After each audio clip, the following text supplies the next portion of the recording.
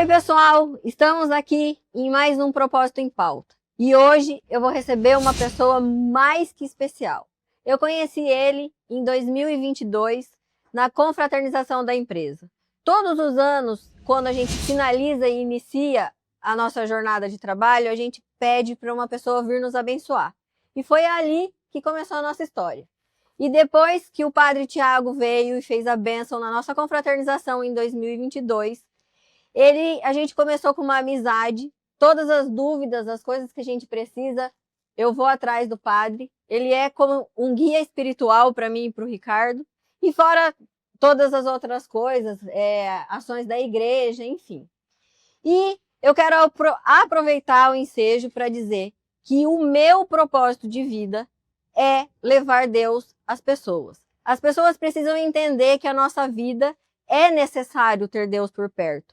Então, por isso que nasceu o Propósito em Pauta, e é por isso que eu sempre trago convidados como o senhor, que tem uma missão na vida espiritual. Seja muito bem-vindo, Padre Tiago, e obrigado por o senhor ter aceitado o meu convite. Muito bem, eu que agradeço o convite, Emiliana, obrigado pelo convite, fazer parte desse momento. Acredito que o propósito ele vem muito de encontro com aquilo que realmente é necessário nos nossos tempos, né?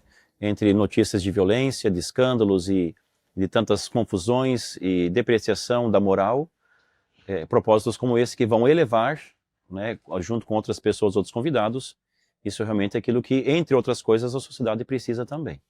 Certo. E para a gente começar nosso bate-papo, e para a gente entender toda essa cronologia da vida do senhor, como que o senhor chegou no propósito, né, de ser padre, enfim, da vocação, eu gostaria que o senhor contasse para nós quem era o Tiago. Como foi o Tiago na vida antes da vocação? Bom, eu nasci em 1986, aqui na cidade de Sinop, então, de certo modo, eu sou, assim, também sinopense, mas fui criado por meus pais, que na época moravam em Sorriso, então toda a minha infância e, de certo modo, minha adolescência também foi em Sorriso. E criado de uma família de pais que participavam também muito da igreja, do encontro de casais, do ECC, envolvidos com os encontros anuais, com os outros movimentos que tinha na igreja também, amizade com os padres também, por meio desses encontros, ia junto com eles das reuniões que haviam, né, antes dos encontros de preparação. Então também tinha outros amigos, filhos de outros casais também que faziam parte da igreja. Me lembro muito bem quando o Sorriso era pequena, ainda que não tinha todo esse aspecto de violência e cuidados que tem que ter hoje, que boa parte das vezes que, enquanto, claro, pequeno ali por meio dos seus, acho que meus 7, 8 anos, pelo menos minha mãe conta, eu me lembro poucas coisas assim, mas que enquanto se desenrolava, digamos, a missa dentro da igreja, eu estava do lado de fora com os outros amigos, correndo. Então, em vez de correr dentro da igreja, eu corria do lado de fora, brincando, se divertindo, e os pais deixavam, porque não tinha toda essa preocupação que nós temos hoje. E quando íamos para a missa, então sempre depois tomávamos sorvete. Então, ia para uma sorveteria, e depois de sorvete, e, claro, segunda-feira vinha as aulas, mas eu esperava assim o domingo chegar, né, o dia de encontro. Então fui formado nesse ambiente religioso, digamos assim, né. O padre, o senhor é filho único? Eu tenho uma irmã mais velha e 3 sobrinhos, 2 rapazes e uma menina de 5 anos, né, mais pequenininha. E então são, digamos assim, a minha família, né, eu sou uma família pequena, meus pais, minha irmã, meu cunhado e mais 3 sobrinhos. Sim, seus pais moram em Sorriso, né? Todos eles moram em Sorriso. Sua irmã também? Também. Então o contato que o senhor tem com eles é frequente? Frequente, sempre que possível eu estou indo para lá, né. Aproveito, digamos assim, para nós padres a segunda-feira, quando possível, é o dia de descanso, né, o dia de folga. Os sábados e domingos são mais intensos, então para conseguir colocar a cabeça em dia, segunda-feiras vou para lá. Então para mim também realmente, criado nesse ambiente familiar, de certo modo assim estável, claro, estável não significa ausente de problemas, porque enquanto estamos nesse mundo temos problemas, mas assim, dentro de um ambiente fui bem formado, cresci nesse ambiente religioso, mas conforme vai crescendo, vai vindo a adolescência, vai vindo também as idades que a gente vai se incomodando com certas coisas. Hoje, vejo muitos erros que fiz na época, como, por exemplo, ficar sempre questionando os pais. O adolescente é preguiçoso, de certo modo, né? Eu vejo, assim, eu também sou, né, de família que sempre foi à missa, etc. Mas a gente tem uma fase da vida que a gente se afasta, né? Que é ali a adolescência, que vem algumas dúvidas, alguns questionamentos. e a gente se afasta e depois de um tempo que a gente volta, né? O senhor teve, assim, uma juventude ativa, né? Assim, de... enfim, Aproveitar, sim. de aproveitar, né? Uhum. Então, assim, eu queria que o senhor contasse um pouco sobre isso, para as pessoas entenderem, assim, que o padre, ele também é uma pessoa comum, humano, né? Que teve as falhas, ou aproveitou, ou enfim, lá atrás, mas que nada disso atrapalha depois um futuro ou uma conversão, né?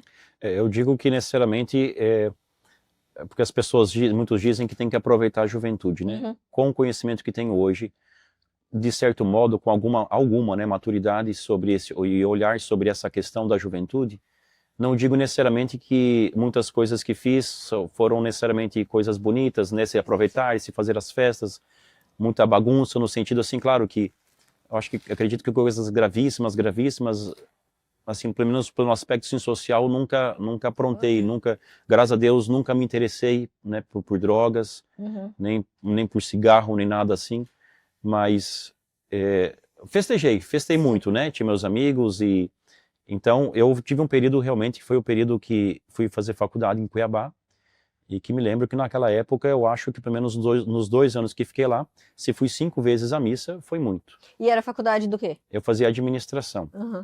Minha irmã também fazia faculdade de psicologia, morava com ela. E no condomínio, então, junta-se os universitários, cabeça pequena, né, falta de maturidade, porque realmente só quer aproveitar um pouco, digamos assim, a vida.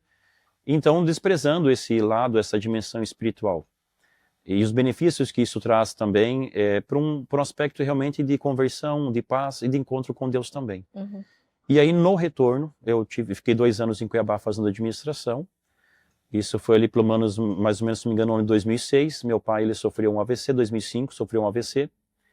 E tinha empresa, comércio, então por isso até quando vou visitar as empresas hoje, entendo o que o comerciante passa. Que eu acredito que é muito mais carregado e pior do que naquela época, contratação de funcionário, encargos sociais, tributação, mudança de leis. Nossa, isso eu não sei como que as pessoas têm coragem de ser comerciante ainda hoje, né? Eu admiro muito isso, porque já passei por isso também. Então, como tinha um comércio, eu tive que voltar, transferir a faculdade de Cuiabá para Sorriso, para continuar administrando a empresa do meu pai, da família. Sim. E nesse retorno eu fiz faculdade, continuei a faculdade de administração, continuei fazendo festas, então, ou seja, trabalhava o dia todo, dia de semana, como o dinheiro também não era assim, era um tanto regrado, dia de semana saía às vezes à noite mais para tomar um tererê, uma coisa mais simples, voltava até cedo para casa, mas finais de semana, quando não estava trabalhando, eu era fotógrafo, era cinegrafista, então naquela época eu trabalhei muito com, de certo modo muito, né, mas não é muito, mas no tempo que se revelava filmes, né? Sim. Então pegava o filme, coloca na máquina, saiu o negativo, do negativo coloca em outra máquina. Colocava para secar. Colocava para secar, exato. Na verdade a máquina mesmo já secava, né? Eu tinha a secadora, então só tirava o filme e colocava na outra máquina para fazer a impressão. Então as memórias das pessoas, eu via todas elas, né? Sim. Aniversários, casamentos, festinhas que se faziam na beira do rio, tudo aquilo que de memórias que foi fotografado, passava de certo modo por mim, pelo menos aqueles que traziam até a nossa loja, trazia essas memórias. Hoje, um outro lado, digamos assim, de trazer as memórias é que as pessoas elas me procuram para contar as suas memórias, né? Algumas positivas, algumas mais negativas, né? mais traumatizantes, digamos assim. Mas mudou um pouco esse aspecto. E aí você tinha quantos anos, mais ou menos? Quando eu voltei de Cuiabá, eu tinha 20 anos. 20 anos. Isso, e eu fiquei esse período, então, quando não tinha evento final de semana, ou por mais que tinha, se eram eventos menores, eu ainda saía sábado à noite, virava à noite, né, acordado, a mãe e o pai preocupados, mais a mãe, né? Mais a mãe fica preocupada com o retorno e tal. De certo modo, alguma maturidade para não aprontar, digamos assim, tanto, então, nunca necessariamente assim, fui conduzido à delegacia, nem nada. Mas... Foi uma juventude aproveitada, mas saudável, vamos dizer assim, né? Dentro do... No aspecto social, sim. No aspecto espiritual, muitas coisas eu não faria hoje, né? Digamos assim. Mas aproveitei, digamos, né? Não que eu recomende que se faça tudo isso. Ao mesmo tempo que eu também considero que ficar também trancado dentro de casa, sem fazer nada, isso também não é ser cristão. Cristão envolve, né? Ser cristão envolve ter amizades, conversas sadias, ambientes sadios, pessoas que nos tratam bem. Então eu tinha uma roda assim, de amigos que me dava muito bem, que gostavam de mim, que prezava por eles também, né? Pessoas que realmente, necessariamente, talvez não me puxavam para trás. Tá, e o senhor tem contato com essas pessoas até hoje? Tenho, só que muito reduzido, né? Na época, e daí então, quando foi esse discernimento para a questão vocacional, eles me apoiaram, né? Certo. Eu tinha, digamos assim, um grupo, nós andávamos mais mesmo, na época que fui para o seminário, éramos três amigos, né? Eu e mais 3 amigos. Inclusive, naquela época, era possível bullying, né? Então, cada um tinha o seu apelido, né? Não vou contar o meu, não tem problema, aqueles que assistem vão lembrar, mas cada um dos outros tinha o seu apelido, e na época me incentivaram, sim, a ir para o seminário, só que não acreditavam que eu duraria muito tempo no seminário, porque me conheciam já, né? Sim. Então já me conheciam, mas como que ele vai ficar no seminário? Tem que ter uma mudança muito forte, drástica de vida, né? Mas quando o senhor resolveu ir para o seminário, antes deve ter tido alguma transição, né? Por exemplo, o senhor ter voltado mais a frequentar as missas, o que foi que levou o senhor a essa... Não é necessariamente do nada, né? Assim como o ideal de um casamento, de um namoro, não é namorar um mês e logo casar. É ir descobrindo as coisas, né? Vendo e descobrindo os sinais. Para mim também não foi de uma hora para outra. Foi por meio de um encontro que tem aqui em Sinop, que tem em Sorriso também. Na época em Sorriso é muito forte também, o encontro do Segue-me. Sei. Né, voltado mais para jovens. É claro que hoje olho aquela época e vejo como realmente era necessário a maturidade muito mais, devia ser muito mais maduro, né? Mas jovem é muito, assim, meio descabeçado às vezes, né? Sim. Então, por meio desse encontro, comecei a participar mais vezes de encontros, assumir responsabilidades, compromissos, reuniões, contato com casais, conversa com esses casais que tinham, de algum modo, uma experiência também para passar, contato com os padres da paróquia, padres que me incentivaram, que me acolheram, e aí por meio também de namorava uma vez, não dava certo, namorava outra vez, não dava certo, e o questionamento vem, mas Deus, Senhor, por que não está dando certo esses namoros, né? Por que as coisas necessariamente não fluem? Eu sempre desejei, assim pelo exemplo dos meus pais, ter uma família, ter os meus filhos, ter uma casa, ter um sustento, uma vida financeira equilibrada, ajudar nas coisas da igreja, mas a namorada necessariamente não vinha, né? E aí, por meio de conversa com os padres, eu comecei a perceber e ver uma certa beleza ali, de coisa que quando eu era bem pequenininho, pequenininho não, mas quando tinha meus 13 anos, já havia manifestado, eu lembro para minha mãe, manifestado um desejo de ser padre.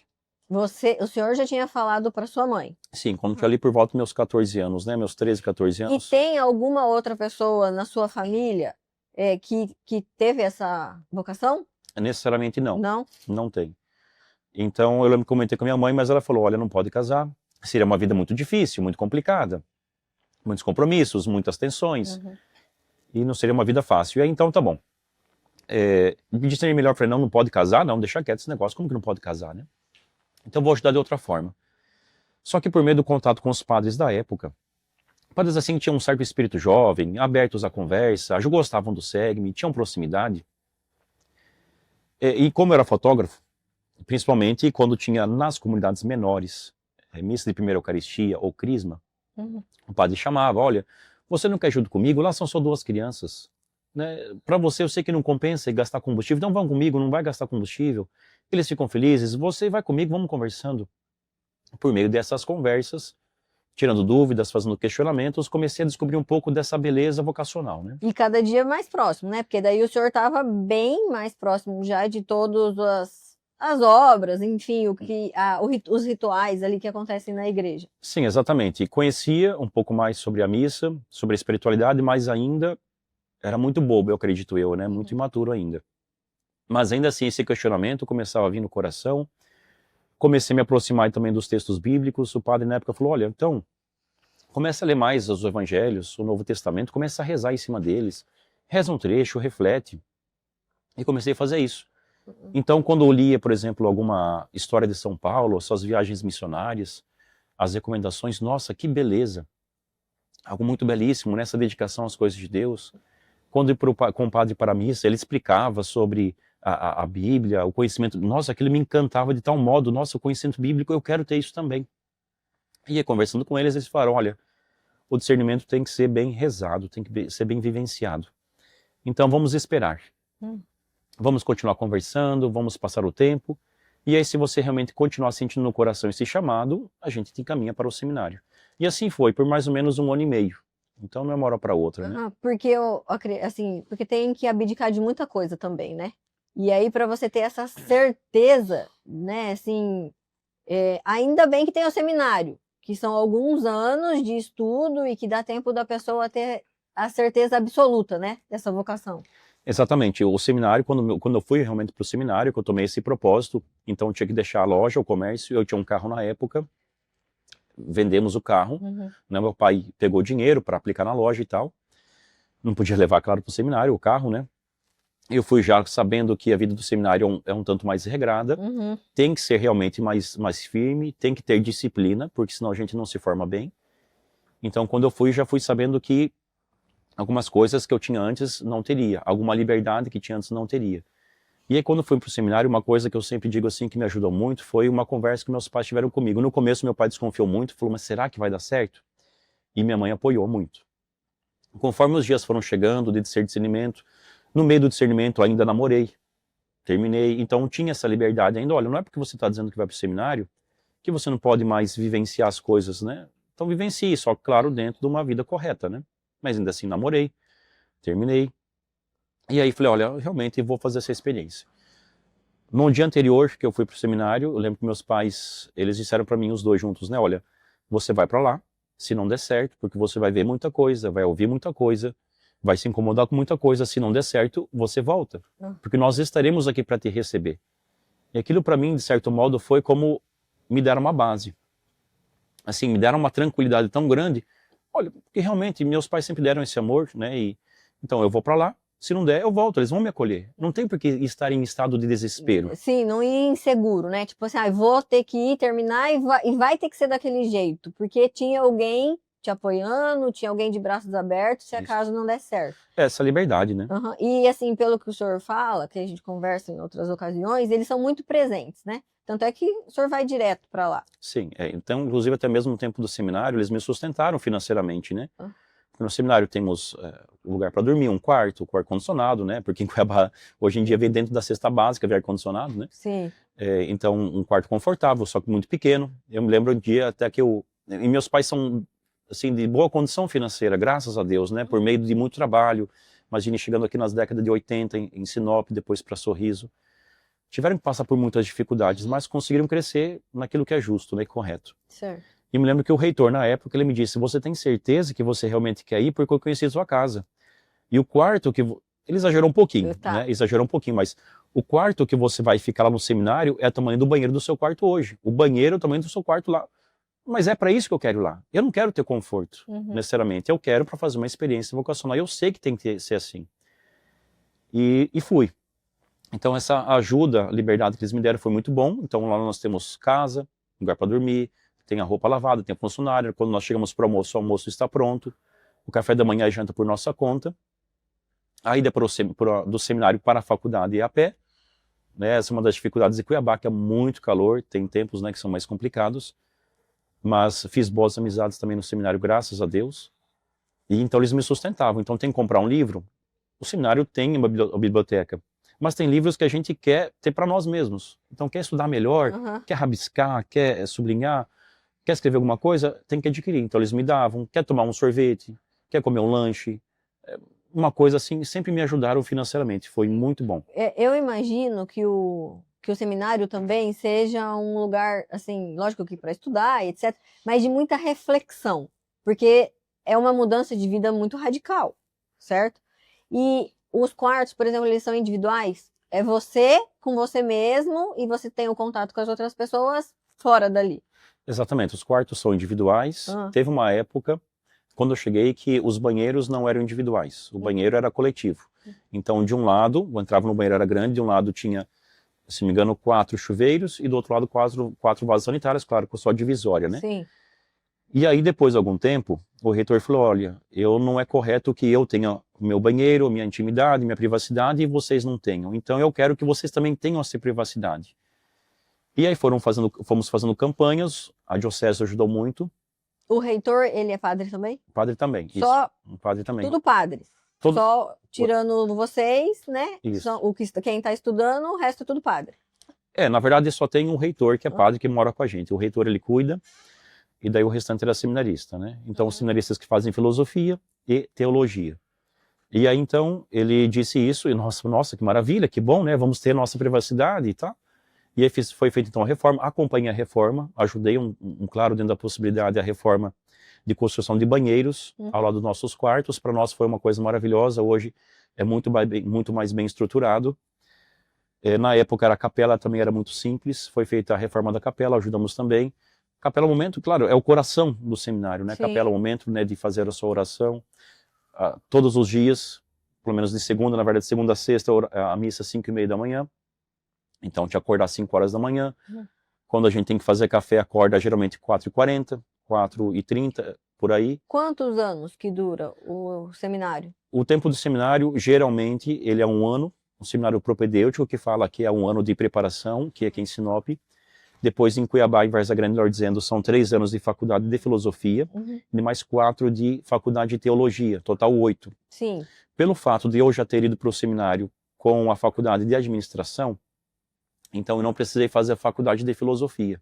Na época, o bispo antigo, no anterior, ele aprovou isso e permitiu. Então, fiz só a teologia, fiz 5 anos de seminário. Tá, então nesse período de 5 anos, vamos falar assim, de quando o senhor entrou até quando o senhor saiu, quanto tempo ali o senhor demorou para ter certeza que era uma vocação e não só uma vontade do desconhecido? De certo modo, a certeza parece que vem e volta, né? Não é uma coisa assim tão simples. Eu demorei realmente algum tempo para ter realmente algo mais bem firme, uma certeza maior. Eu vou dizer que talvez foi ali pelo 3º ano, ter essa convicção, porque momentos de crise vêm, né, passam, e assim vai. Mas quando eu estava assim, caminhando do 3º para o 4º ano, entre o 3º e o 4º ano de filosofia, morei em Paranaíta durante 1 ano, fazendo estágio pastoral.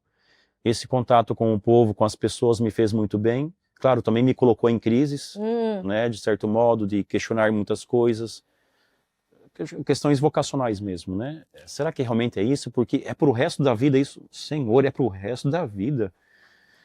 Todos os domingos vou ter que acordar cedo. Eu não tenho mais domingo necessariamente em que eu posso, como as pessoas, né, do dia a dia, e dormir até mais tarde. Domingo é um dia sagrado, maravilhoso, né? Sempre podia dormir até mais tarde e tal. Não pode, porque tem que acordar, sempre vai ter missa no domingo. Não vou poder realmente me casar. Olha, realmente... Então eu quero dar uma resposta para Deus, uma resposta que seja firme. O tempo do estágio pastoral foi muito bom para trazer isso, e quando ele se encerrou eu tive muito mais assim firmeza. E o último ano do seminário então vem trazendo algo mais concreto. Só que realmente a gente vai ter certeza, são nos últimos tempos. E até mesmo se tivesse faltando, sei lá, 1 mês para ser ordenado padre, se eu quisesse desistir, a liberdade existe ainda para isso. Ah, sim. E no período o senhor, por exemplo, assim, chegou a desistir? Tipo assim, não, vou dar um tempo, vou voltar para minha casa, ou não? Não, desistir não. Pensar muitas vezes sim. Sim. Porque a vida do seminário ela é muito exigente, né? A convivência, ela desgasta muito, como uma família, né? Então você pega rapazes, e na verdade isso é muito necessário, porque na comunidade a gente tem que ter um pouco da maturidade dessa experiência, tem que ser vivido isso. Então pega rapazes de vários lugares da região norte do estado, da diocese, com histórias diferentes, com situações econômicas diferentes, com formações familiares diferentes, com traumas diferentes, coloca tudo dentro de uma casa e diz, vai viver? É claro que tem um reitor para tentar ajudar, tem um diretor espiritual para ajudar, tem as psicólogas que acompanham, mas não é fácil, porque de volta e meia a gente tem um embate. Tem aquele que não gosta de fazer a limpeza da casa, quando tem que fazer, que faz corpo mole, tem aquele que quando tem que fazer café da manhã não levanta e faz o café da manhã, tem o outro que gosta de ficar fazendo fofoca, tem outro que parece que está ali só para atrapalhar. E das pessoas que entram no seminário, quantos terminam, a média, né? De quantos vão até o final e se tornam padre, e de quantos desistem no meio do caminho? Sinceramente, não tem bem uma porcentagem bem certa, né? Mas levando em consideração aqueles que entram aqui no seminário, aqui pelo menos no propedêutico, e depois dão andamento, eu vou dizer que cerca de que entram realmente, que fizeram um discernimento maior e tal, eu vou dizer que cerca de 15 a 20% é que realmente vai para frente, né? Talvez ainda estaria sendo já até generoso com esse número, né? Mas eu acredito numa perspectiva assim, de pessoas que realmente... Porque hoje também o discernimento vocacional, ele é mais amadurecido do que anteriormente. hoje, para entrar no seminário, tem que ter, não pode ser criança, não pode estar fazendo a nossa regra aqui, né? Uhum. Não pode estar ainda no ensino médio, tem que ter terminado o ensino médio. Certo. Então já Para tem ter um pouco mais de encaminhado. maturidade. Né? Exato. Esse período do seminário, então, tem muita dificuldade, tem muita provação, tem muitos desafios, a gente também é lançado para as comunidades, então tem que dar catequese, tem que visitar as pessoas, tem que passar por muita provação, coisas que necessariamente a gente não concorda, não gostaria de estar fazendo, tem que fazer necessariamente. Qual foi o maior desafio que o senhor passou? Eu acredito que é estar num lugar e fazendo coisas que eu não gostaria de estar ali, né? Uhum. Participar de encontros, para quê? Acho que não tem sentido estar aqui, né? Uhum. E de ver muitas vezes situações que o seminário também, a gente dá essa perspectiva, só que enquanto está no seminário a gente não percebe isso. Que é mais ou menos a mesma perspectiva que os filhos têm sobre os pais. Reclamar. Então o seminarista, a gente tem um costume de reclamar muitas vezes. Uhum. O retorno faz isso, o retorno faz aquilo, às vezes é realmente verdade. Mas reclamar demais. Reclamar dos padres. Porque eu não vejo isso? Porque quando eu for padre vai ser assim, assim, assado. Porque quando eu for padre vai ser muito melhor. Quando eu for padre nunca mais vou fazer isso. Olha, a vida na prática não é bem simples assim. Né? Então, a maior dificuldade é ver muitas vezes situações de erro, não conseguir compreendê-la e ficar revoltado interiormente. E isso traz entristecimento. E é um pecado necessariamente porque é julgamento. Hoje, com o olhar de padre, com o olhar de pároco, aquele que tem responsabilidade, a gente vê que a vida assim não é tão simples, não é tão fácil, é muito mais exigente. Então, acredito que o maior desafio foi conseguir fazer parte da rotina do seminário, das situações às vezes adversas que tem de relacionamento às vezes muito desgastante, e ainda assim tem que tomar café da manhã olhando para uma pessoa que sabe que não está muito feliz contigo, né? Mas somos seres humanos e posso dizer hoje de pessoas até que na época do seminário às vezes discuti, não concordei, briguei um pouquinho. A boa parte deles, aqueles que são padres hoje, são belíssimos amigos, bons amigos, e que na hora da dificuldade, de crise, realmente, eles estiveram do meu lado. Então tem um processo ali de resistência, de fuga, de dúvida também, né? Vamos falar assim, até o senhor, vamos falar, nos finalmente ali do seminário, ter a certeza que tinha a vocação para ser padre. Tem, exatamente. Tem esse desejo de fugir, porque a nossa tendência, não só no seminário, mas em tudo, a primeira coisa que vem na cabeça é o que é mais fácil. O mais fácil é fugir, é desaparecer. Eu não quero mais enfrentar isso, eu não quero mais saber disso, eu não quero carregar essa cruz. Então no seminário a gente também passa por isso. Só que a cruz é necessária, né? Então o estágio pastoral mesmo, na época eu não concordava, não gostava, mas para mim fez muito bem. Fiz muitos amigos em Paranaíta. Se eu for lá hoje, eu vejo a confirmação do evangelho, né, vivenciado na minha vida por lá, por meio dos amigos, das pessoas e casais que me acolheram, me acolhem ainda hoje. E essas crises são superadas, né? A gente precisa ser desafiado para que, por meio desse desafio, a gente amadureça, cresça e comece a olhar com mais misericórdia sobre outros que futuramente a gente vai encontrar e que também passam por crises como essa. Então eu posso olhar para mim e dizer, olha, passei também por isso, Deus teve paciência comigo, tive pessoas que me ajudaram, por que também não ajudá-la? Por que também não ter paciência com elas? Padre, e todo esse caminho, né, além dos desafios, da fuga, enfim, tinha alguma coisa que o senhor gostava, que era alguma coisa que chamava mais sua atenção, ou esse que vinha dando essa certeza dessa vocação, né? O que foi? O que tocou no coração do senhor? Eu posso lembrar, assim, até, digamos, de duas situações, né? Uma que vem de encontro com a tua pergunta, aquilo que mais realmente me atraiu, me sustentou no seminário, e aquilo que é realmente a base para o sacerdócio. E uma grande dificuldade que eu tive na época também, um grande desafio, é uma coisa muito simples. Então, enquanto fora do seminário, e hoje mais fácil ainda, entra no aplicativo e pede um lanche, entrega em casa e come. No seminário não tem isso. Então, sabe o que me sentia muita falta? Era de noite, poder pedir um lanche. Sim. Sair comer uma pizza. A falta de liberdade, porque no seminário, então, o único momento que nós tínhamos de eu quero ir no shopping, eu quero comprar uma camiseta, eu quero comprar um tênis, eu quero tomar um sorvete, eu quero comer uma pizza, quero tomar um chopp. Quero ir ver minha família? Família não, porque é muito longe, né? É só dias específicos que podia vir. Mas eu simplesmente quero sair, quero desestressar, quero fazer uma caminhada ali perto do aeroporto, quero tomar um sorvete. É só sexta-feira à tarde, até às 18 horas, então das 13 às 18 horas tem essa liberdade. E nos outros dias tem que ter uma disciplina que tem que seguir, é esse roteiro e pronto. Então me fazia muita falta essa liberdade, de poder sair a hora que eu queria, de poder pedir um lanche, poder pedir uma pizza, mas eu não posso isso porque os outros vão ficar sem. Então, para mim, isso foi muito difícil de abdicar disso, sabe? Uma coisa tão simples. Mas aquilo que tanto me atraiu para o seminário, como aquilo que me ajudou e me sustentou também na vida do seminário, eram os momentos em que eu podia refletir sobre a questão da Eucaristia, sobre o milagre da Eucaristia, né? Então, eu pensava o seguinte enquanto antes de ir para o seminário. O padre é uma pessoa, de certo modo, comum, com sua fraqueza, com seus erros. E mesmo assim, Deus aceita esses erros, ou melhor dizendo, ele assume esses erros e sabe que o ser humano é assim, as suas fraquezas, ainda assim, ele concede a esse padre algo que não é oferecido a nenhuma outra pessoa. Pode ser a pessoa mais poderosa ou mais rica do mundo. Pode ser o general do exército que tem muitas pessoas ao seu lado. Mas o general pode dizer as palavras da consagração da Eucaristia, nada vai acontecer. O padre diz aquelas palavras, acontece. O pão que se transforma no corpo de Cristo e o vinho se transforma no sangue de Cristo.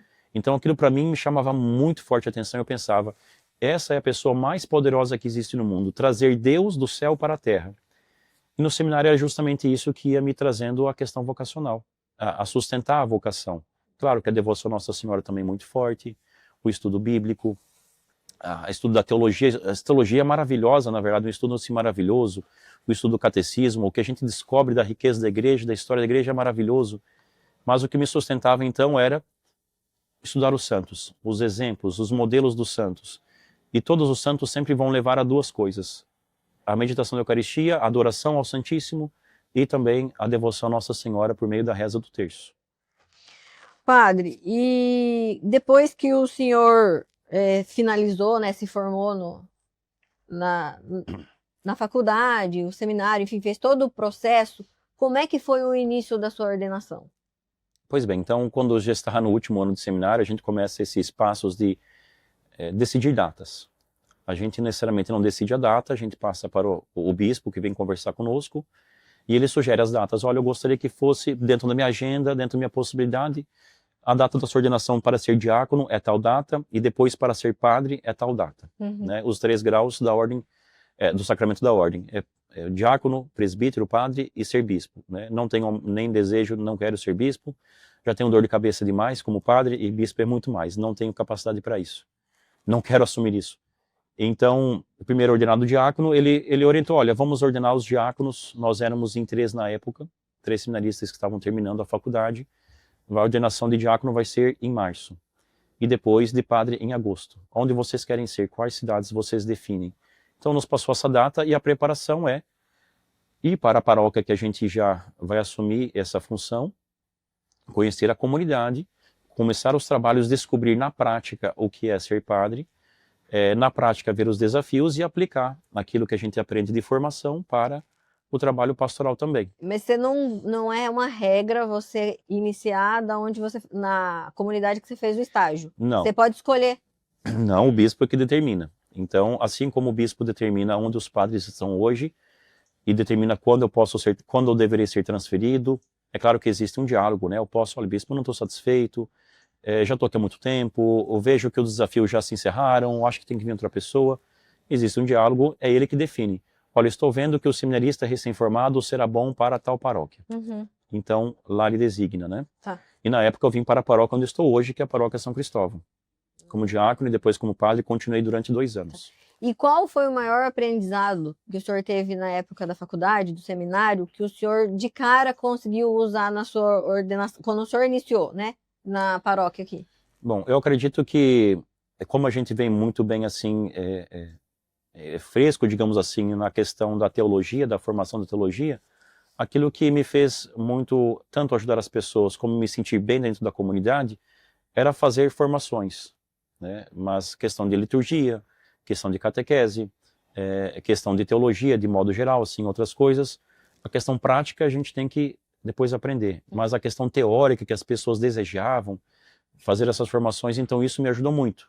E eu ficava feliz de fazer essas formações, de ir até as comunidades. Isso me abriu muitas portas, né? Portas no sentido das pessoas que me trataram com carinho. Olha que bom que o diácono, que o padre vai vir, porque vai ter um encontro. Ficavam felizes, agradeciam. Eu me sentia muito feliz e satisfeito. Olha, eu estou realizado enquanto padre. Lá na comunidade, que necessariamente ninguém dá muita atenção, uma comunidade pobre, mas a gente via o sorriso no rosto das pessoas. Bom, eu estou satisfeito. É isso realmente, é também para isso que eu quero ser padre. E eu vi então esse retorno. E como que é o dia a dia do padre fora do altar? Fora ali das missas, como que é o dia a dia de um padre? Então, esse é o grande aprendizado que, como jovem, a gente não consegue ter essa dimensão, essa noção. Mas hoje em dia é realmente muito difícil conseguir conciliar o ser padre com a administração.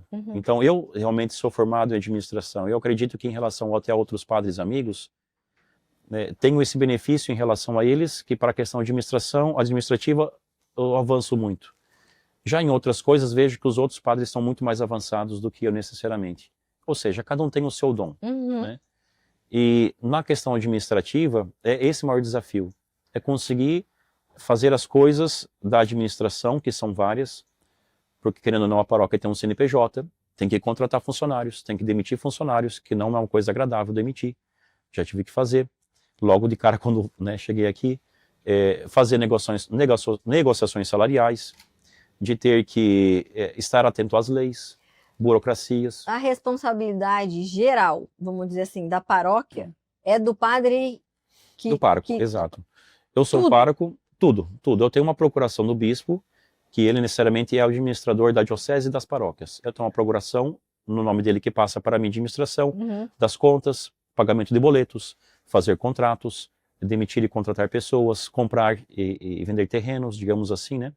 Veículos também é a mesma coisa, administrar os bens, todos os bens espirituais, pastorais e também financeiros. Né? Então, as decisões, por exemplo, de algum evento, vamos falar, né, que sempre, que São Cristóvão tem vários, né, tipo Costelão, enfim, isso é do senhor.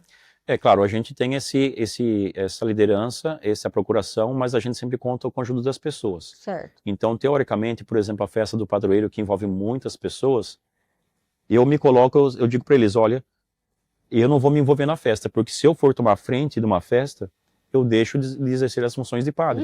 Porque eu também tenho que visitar pessoas. Tenho que visitar doentes, nos hospitais, em casa. Tenho que entender as confissões, tenho que dar de orientações, direcionamentos, pessoas que nos procuram. Tenho que entender as comunidades. E essas festas são muito exigentes. Então, graças a Deus, tem pessoas de bem que nos auxiliam, que nos ajudam.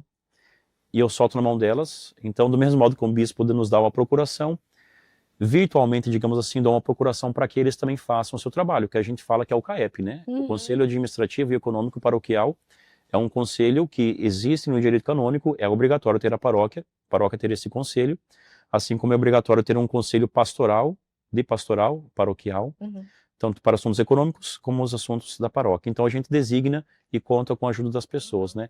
Mas tudo isso, de algum modo, passa por mim. Decisões mais simples, o pessoal define. Decisões que envolvem questões mais complicadas, eles pedem a minha opinião, né? Então, o maior desafio que tem é conseguir vincular essas duas coisas. Porque se a gente for deixar pelo lado da administração, a administração quer nos engolir, digamos assim. Sim. Os problemas não são poucos. A vida pessoal de muitas pessoas que vêm conversar com a gente não são poucos. E às vezes, então, a gente consegue conjugar a oração. E a vida pastoral para isso, às vezes me parece que a gente acaba deixando só, sabe, o tempo que sobra, e não o tempo que realmente deveria ser a essência. Então o maior desafio é conseguir conciliar a administração com a parte espiritual. Até porque o senhor acaba se envolvendo nessa parte administrativa, que é muito, que consome, né, a gente, e acaba deixando a essência, eu acho, né, de ser o padre, de atender as pessoas, enfim, porque são N, né, funções ali. Eu imagino, assim, que se você se dedicar mais à administração do que a função de padre com as pessoas, eu acho que vai perdendo sentido, né? Sim, eu sou um administrador e não sou padre. E aí isso reflete nas missas que vai ser rezado, reflete na minha própria vocação. Quem sabe com os anos ela vai esfriando, vai desanimando. E existe um termo, né, dentro da própria igreja que se fala sobre ativismo pastoral. Ou o ativismo mesmo das coisas, né? Porque hoje em dia tem dias, por exemplo, que eu necessariamente programei. Não vou conversar com ninguém hoje, não vou atender ninguém hoje. Hoje vai ser uma manhã para estudo ou para focar em certa coisa. E não dá. Então, tem dias que eu não programo nada e de repente começa a surgir por meio do WhatsApp, que é muito fácil o acesso, e quando eu vi, amanhã passou. E aquilo que eu queria fazer, não fiz. O estudo que eu desejava fazer, não fiz. Aquela oração mais longa que eu queria fazer na capela do Santíssimo em casa, não fiz. Né? Então é tudo muito, muito regrado, né? Essa é a dificuldade, mas se a gente não se atentar a isso, do mesmo modo que um esposo ou uma esposa não tirar o tempo para estar um junto com o outro, acaba esfriando, acaba, digamos assim, perdendo a essência do matrimônio, do padre é a mesma coisa. Né? Esse contato, essa afetividade tem que ter com a vida espiritual. Padre, e quais são as principais ações da igreja hoje? Bom, claro que em primeiro lugar seriam as ações de ordem espiritual. Necessariamente muitas coisas as pessoas não veem, porque primeiro a gente também não faz divulgação, não devemos divulgar isso necessariamente, mas se a gente for ver a quantidade de pessoas que nós atendemos, não vou dizer que são milhares ou centenas, mas a gente sabe que faz o bem sim. Há muitas pessoas que vêm pedir orientação, aconselhamento, as confissões, dificuldades na família, digamos assim, ou sim pessoas que vêm simplesmente desabafar, jovens que vêm pedir uma orientação, pessoas mais velhas, problema no casamento, pessoas que às vezes têm problemas também de dificuldade com os irmãos, dificuldade de perdoar. Então as ações que a gente faz são mais, de certo modo, de ordem espiritual. Tem também a dimensão caritativa. Nós, cada paróquia, claro, faz a sua organização, mas nós mensalmente distribuímos algumas cestas básicas para pessoas que são visitadas e que se vê que realmente são necessárias para que recebam aquilo. Não são pessoas que às vezes, porque até hoje, até para fazer caridade, tem que ter muito cuidado, para não ser enganado. Então essas pessoas são visitadas, fazemos campanhas de arrecadação de alimentos mensalmente e algumas outras são pontuais. Tem então essa dimensão caritativa e também tem a dimensão realmente das obras. Então formação humana, formação espiritual, às vezes formação até de algum modo administrativo, que a gente consiga fazer nas nossas festas para que se construa alguns centros de pastoral, centros de convivência, para que as pessoas se encontrem, façam a sua formação, e também às vezes até reforma na própria igreja, porque a igreja também se torna um lugar de encontro para as pessoas, encontrar-se com o amigo, claro, acima de tudo encontro com Deus, mas tem que também ser um lugar confortável, um lugar à vontade. Mas de certo modo, aquilo que a igreja faz hoje seria muito mais de ordem espiritual e talvez até de ordem familiar e psicológica. Sim. Eu percebo que o senhor, assim, na sua condução, né, da paróquia, é uma condução bem conservadora, né? Como, depois que o senhor entrou ali, como que as pessoas, os fiéis, as pessoas que já trabalhavam, que vinham de uma outra, né, de um outro pároco, como é que elas receberam a forma do senhor? Eles, na verdade, eu vou confessar que eles esperavam isso, né? Desejavam já isso. Eu, de certo modo, por exemplo, posso dizer que até mais conservador até na própria administração. Então, vai fazer uma obra, eu tenho dinheiro para fazer isso? Faço. Não tenho? Então, vamos esperar. Dependendo da administração, vamos lançar essa obra e o dinheiro vai vir no meio do caminho. Eu já não tenho esse pensamento. Não precisa, talvez, ter os 100%, mas pelo menos 70% do valor já tem que estar em caixa, porque senão depois não consegue terminar essa obra e existe muito desgaste por conta das expectativas que se tem e não se termina. E já que a gente vive muito de doação, a pessoa que doou quer ver o negócio acontecendo, quer ver bem realizado. Então até na administração eu sou mais conservador. Guardar dinheiro, ser mais recolhido. Também o meu reitor na época, ele ensinava e falava muito sobre essa questão, junto com meus pais também um pouco mais conservador nisso, mas também até mesmo com mais conservador, talvez até no aspecto da liturgia e também da questão teológica. É claro que se for levar em consideração hoje, em relação a outras pessoas, a gente pode, para mim, usar esse termo mais conservador, mas existem muito mais outros termos que podem ser aplicados a outros tipos de pessoas que são muito mais conservadoras do que eu, né? Mas acredito que isso faz parte da minha vocação. É isso que me atraiu tanto no tempo do seminário, como no exercício do padre, e que eu vejo que as pessoas esperam também isso, mas não porque esperam, mas porque eu vejo que isso é a verdade. Isso é algo necessário para o tempo de hoje, que é, digamos assim, de certo modo, trazer a ordem para nossa vivência de vida. E para a liturgia também é preciso trazer a ordem. Uma das coisas que muitas vezes temos dificuldade, e que enquanto jovem eu também tinha dificuldade de entender, na missa, é sempre a mesma coisa que faz. Veja que coisa chata. No seminário a gente começa a perceber que existe, na verdade, não é uma coisa chata, é uma coisa belíssima e rica. Porque quando eu percebo que a missa que eu estou rezando e as palavras que enquanto padre estou dizendo é a mesma oração que lá no século IV já se rezava, que no século X, no século XI, no século XVII, eram as mesmas orações, claro que na língua portuguesa, as mesmas orações que se fazia, coisas que se realizavam naquele tempo, então não é chato. Então, na verdade, é uma conexão com uma história, e uma história que tem uma tradição, que tem a história dos santos, que tem um desejo de Deus ali envolvido, que tem muito sacrifício, muito oferecimento, muito estudo. Então, na verdade, não é para ser chato, é realmente para nos vincular com toda uma história que tem no passado, uma história de fé e espiritualidade que se mantém. Ou seja, é uma história para confirmar essa é a Igreja de Jesus Cristo desejada e vivenciada por meio dos apóstolos. Pronto, então isso não é chato, é belo, na verdade, é o contrário, né? E ontem nós conversávamos sobre a questão da ordem, né? E eu percebo, assim, que no mundo de hoje falta ordem em muitas coisas. Falta ordem na família, falta ordem com filhos, falta ordem.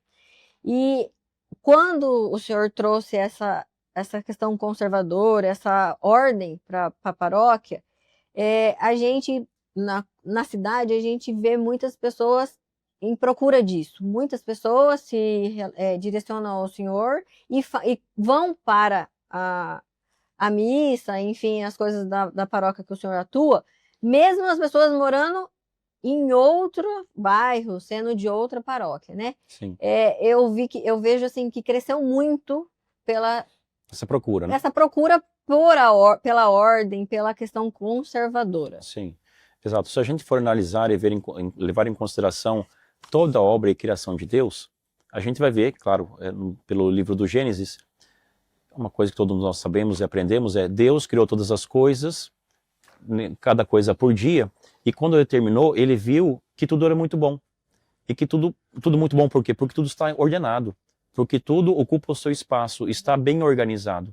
Então, o ordenamento, a ordem das coisas, é algo desejado e criado por Deus. Deus é o promotor da ordem.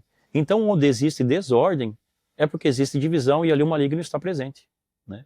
Então, quando a gente vem trazer esse pensamento, esse aspecto do ordenamento das coisas, ele deve estar em todas as dimensões da nossa vida, tanto na família, tanto na educação dos filhos, no respeito com o marido e a esposa, na questão litúrgica, na questão da cultura, na questão da arte, nos estudos, na dimensão dos estudos, na dimensão espiritual. Porque se você não tem uma ordem, significa que você tem, então, um relativismo. E no relativismo, a consequência é, já que tudo é relativo, já que tudo pode ser feito, então não existe uma verdade. Já que não existe verdade, então tudo pode. Já que tudo pode, então até o mal pode. Então chega-se ao ponto até de pessoas realmente, bom, já que tudo pode, então até matar pode. Até estuprar pode. Até passar por cima dos outros pode. Até roubar pode. Não, não é bem assim as coisas. E o que o nosso mundo precisa entender é que precisa voltar a ter um ordenamento. Então, nos lugares que a gente vê de famílias que procuram ter um ordenamento, de pais que procuram ter uma relação melhor entre si, entre um e o outro, um ordenamento no sentido de respeito, de afetividade, de tempo. E as redes sociais hoje, de certo modo, ajudam muito, mas infelizmente contribuem para um não ordenamento do nosso tempo, da nossa vida, porque a gente gasta muitas coisas e nossa vida está totalmente desordenada. Eu não tenho mais o foco. Então, já que eu não tenho foco, eu estou muito perdido. Isso na questão vocacional é horrível.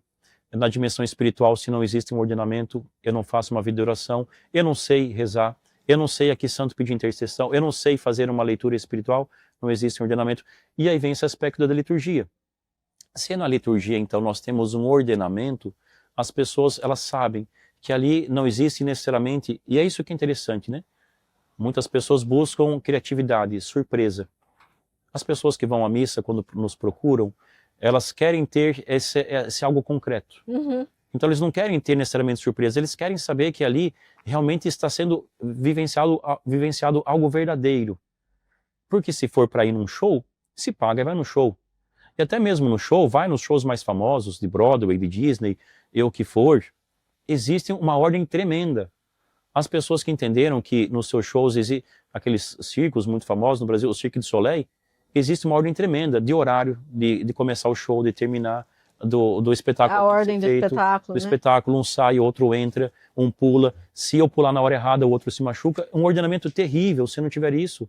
Só que por questões ideológicas, a gente sabe que o maligno entra por ali, e onde não tem ordem, existem brechas, existe o caos, digamos assim, né? Na pintura mesmo. Então, nas igrejas, né, comentávamos, nas igrejas, se necessariamente não se vê beleza, Deus é a fonte da beleza, Deus é belo por si só, é a essência da beleza. Se nas igrejas nós não vemos a essência do que é o ser belo, ou seja, não vemos no belo, na igreja, a presença de Deus, a gente está vendo a desordem, está vendo o caos. Se a gente não vê na igreja também uma fonte de uma cultura verdadeira, e eu olho para um quadro, olho para uma imagem, essa imagem não transmite nada. Ah, bom, você pode ver nessa imagem e trazer a interpretação que você quiser. Bom, então, já que essa interpretação que eu quiser, então, na verdade, não existe uma unidade. Sim. Não existe algo que conflui para transmitir uma mensagem por aquela imagem, por aquela pintura. As nossas pinturas, infelizmente, muitas delas são assim. Então, o voltar às coisas belas, o voltar à ordem na liturgia, na estética, na arquitetura, isso é fundamental para os nossos tempos. Ontem nós falávamos sobre isso e até então eu nunca tinha pensado dessa forma. O que eu senti é quando você entra numa igreja moderna, né, fria. A gente não tem a presença de Deus ali, né? Mas eu não conseguia entender, ter esse entendimento, igual o senhor falou ontem, sobre a pintura, a posição, o belo, né? Porque quando você entra numa igreja mais antiga, ou que ela tem todos esses elementos, parece que você é acolhido. E quando você entra numa moderna, que às vezes nem santo tem, ou poucos tem, né? É uma coisa mais fria e você não sente a presença de Deus. É uma coisa realmente mais vazia, né? A gente experimenta, nessas igrejas mais modernas, aquilo que é a representação do ser humano hoje, vazio. O ser humano vazio, ele não tem tendência, não tanto para a ordem, como para a sua vocação, e não digo vocação até de matrimonial ou vida religiosa, mas a vocação para, primeira coisa, se perceber filho de Deus, amado por Deus e desejado de fazer a vontade de Deus. Então, está vivenciando o vazio. E existe algo interessante, porque no ser humano a gente pode talvez até lutar contra isso. As ideologias podem até lutar contra isso, podem fazer o que for. Mas existe no coração do ser humano, na sua natureza, desde quando nasce, uma tendência a reconhecer aquilo que é bonito. Então, primeira coisa, a gente vai ver um pequeno exemplo. Pega uma criança que é inocente, porque a gente tem talvez uma polidez, um politicamente correto. Nossa, a gente chega naquela obra de arte e fala, ah, que legal, bonito, né? Mas a gente sabe que não é tão bonito assim, né? Alguém tem que dizer que tem uma coisa errada, até que vem uma criança inocente e diz, nossa, que feio, né? Sim. Nossa, que coisa feia. E aí todo mundo, opa, você não pode dizer isso, não pode dizer por quê. Então, quando se vai numa igreja necessariamente muito moderna, as arquiteturas hoje elas são mais voltadas a sempre querer reinventar, é como se estivesse querendo reinventar a roda. E para fazer o bem, para agradar a Deus, não tem que reinventar a roda, é só fazer aquilo que sempre foi feito. E se for ver, é talvez até muito mais difícil fazer aquilo que sempre foi feito, porque as pessoas querem desafio, elas querem mostrar coisas novas. Mas o que sempre foi feito do tradicional... E elas querem ser aceitas, né, da sociedade. E muitas vezes tem alguma coisa na sociedade que para ela ser aceito não é o que Deus ensinou. Exatamente. Então, às vezes quer trazer a sua identidade para dentro daquilo, mas a sua identidade é vazia. A sua identidade não condiz com aquilo que realmente é bonito. Então, por que não copiar aquilo, de certo modo, que sempre foi feito como tradição e fazer realmente algo belo? Não, mas eu quero trazer algo meu. Eu quero trazer algo inovador, porque eu quero ter o meu nome. Mas entenda, não é o seu nome que tem que estar ali. A sua vocação é para que você perceba que Deus é que tem que estar acima de todas as coisas. Então, se você leva a beleza de Deus, a sua vocação está feita e você está feliz. Pronto. Então, já que existe, e é verdade isso, existe no coração do ser humano uma semente de reconhecer a verdade e a beleza. A gente vai numa igreja mais moderna hoje, a gente pode até dizer, nossa, que iluminação belíssima. Nossa, como essa arquitetura vem trazer traços que antes não se via, como isso é muito bonito. Mas agora leve essa mesma pessoa para uma igreja tradicional e antiga. A pessoa não vai, ela vai dizer, na verdade aquilo não era tão bonito assim não. Na verdade aquilo é bonitinho, é o feio e arrumado, né? Isso aqui realmente é bonito. Isso aqui realmente tem simbologia. Né? Ela realmente traz o aspecto a que Deus reside, né? É claro que a nossa preocupação, acredito que trazer essa aplicação para a prática hoje, é a aplicação da seguinte questão. Uma coisa é voltar à tradição. Outra coisa é ter a sensibilidade de dar o tempo também às pessoas e fazer com que a gente perceba que por exemplo, na Europa, quem já foi, as igrejas são belíssimas, mas estão vazias. Então, se for ver em consideração hoje, as igrejas que nós temos no Brasil, eu vou dizer que talvez 80% são igrejas feias, ou bonitinhas, digamos assim, né? Em relação a essas, realmente aquilo que é belo. Só que elas têm pessoas. Então, eu prefiro ter igrejas assim e ter pessoas. Só que vamos dar um passo a mais, eu prefiro ter igrejas bonitas e realmente belas, com pessoas dentro. Ou seja, quando eu quero inserir realmente algo belo dentro da igreja, dentro de uma reforma, de uma obra, eu tenho que fazer isso de tal modo que respeite o histórico, respeite as pessoas que já trabalharam ali, e não afaste ela, mas traga para perto, e percebam que nós temos que vincular então essas duas coisas. Igrejas bonitas, lugares bonitos, e também pessoas participando. Então não adianta ter uma igreja bonita e pessoas desgastadas e afastadas, feridas. Não adianta. Ô padre, e aproveitando esse assunto e falando de ordem, né? Que é o que a gente percebe que é o que falta no mundo hoje, mas eu percebo também que as pessoas estão atrás dessa ordem. Elas estão buscando novamente a tradição, o conservadorismo, a ordem, e eu vejo uma crescente de busca de jovens, né? E do retorno das pessoas para a Igreja Católica, e enfim, né? Em busca da espiritualidade. O senhor também tem essa percepção? Sim, temos, e a gente sabe que essa percepção não é somente de uma região ou de um país, mas é necessariamente mundial.